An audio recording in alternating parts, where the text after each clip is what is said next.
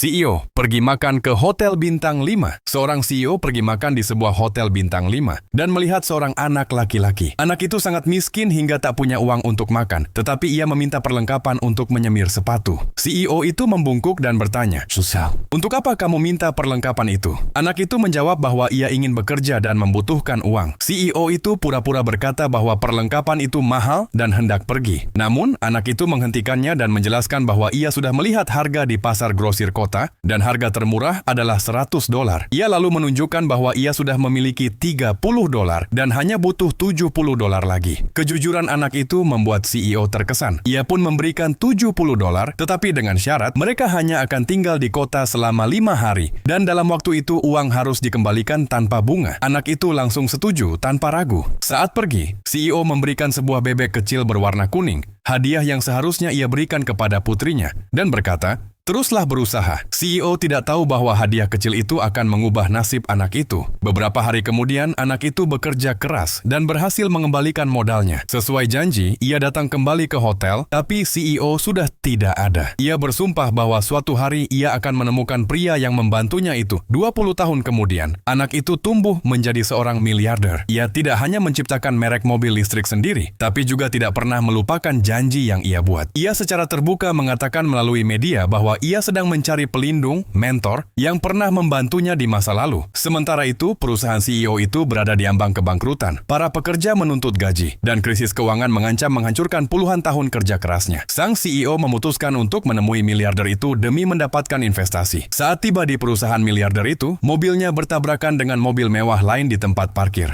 Seorang wanita keluar dari mobil dengan kasar, dan ternyata dia adalah mantan karyawan yang dulu dipecat karena penggelapan dana. Kini, ia adalah asisten pribadi miliarder tersebut dan menunjukkan arogansinya. Ia memerintahkan CEO untuk mengganti kerusakan dan bahkan menyuruhnya berlutut. CEO menyadari bahwa wanita itu bau alkohol. Tiba-tiba wanita itu mendorongnya hingga jatuh ke tanah, lalu pergi begitu saja. Saat itu miliarder turun ke bawah. Untuk menutupi kebenaran, wanita itu menyuruh penjaga keamanan mengatakan bahwa CEO sengaja menabraknya. Miliarder juga mencium bau alkohol dari wanita itu dan bertanya kepadanya. Tapi wanita itu berbohong dan menyalahkan CEO dengan mengatakan bahwa ia kehilangan kendali. Karena percaya pada asistennya, miliarder itu membatalkan kerjasama. Kehancuran dan kesalahpahaman putus asa, CEO mencoba menghubungi miliarder tersebut, tetapi wanita itu membuang teleponnya dan memanfaatkan situasi untuk mempermalukan sang CEO. Ia menyebarkan kabar bahwa perusahaan di sang CEO punya reputasi buruk, tidak membayar gaji, dan menuduh CEO telah menyerangnya. Fitnah ini membuat miliarder marah dan ia mengancam akan memblacklist perusahaan itu dari industri.